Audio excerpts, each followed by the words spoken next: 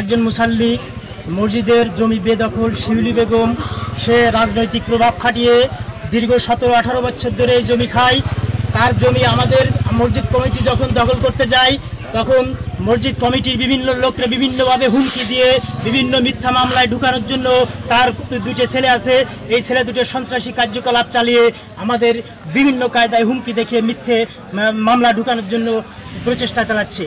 আমি আমার বেশি বক্তব্য বলবো না। আমার কাছে কথা হচ্ছে আল্লাহর ঘর মসজিদের জমি আমরা যাতে ফিরে চাই, কোর্টে নিষেধাজ্ঞা সত্ত্বেও সেই ফিলার উপরে ফেলে দিয়ে সেই ইমাম সাহেবের অতর্কিতভাবে হামলা করে এবং মসজিদের দাওটাও নিয়ে আসে, আনে সে জোর দখল করে ঘিরে নিয়ে গেছে, ওজুখানা বন্ধ করে সে ফিলার সব উপরে ফেলে দিচ্ছে। দীর্ঘদিন সে আমলিগের সাথে জড়িত ছিল দীর্ঘ সময় ধরে। আমাদের এই মসজিদের সম্পত্তি 15 শতকের 10.5 শতক সম্পত্তি বেদখল হয়ে আছে দীর্ঘ 17 বছর ধরে।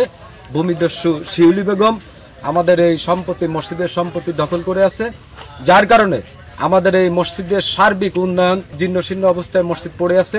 গত 5ই আগস্টের পরে জামাত, বিএনপি এবং এনসিবি এবং শ্রদ্ধেয় সাংবাদিক ভাইরা সবাই থেকে এই শিউলি বেগমের আমিন সহ মসজিদের আমিন নিয়ে এই জায়গা মাপ হওয়ার পরে জায়গা মসজিদের সম্পত্তি মসজিদের ভিতরে চলে আসার পরে শিউলি বেগম এই মাপ মেনে নেই এবং তার স্বামী জিয়ারও এই মাপ মেনে নেই।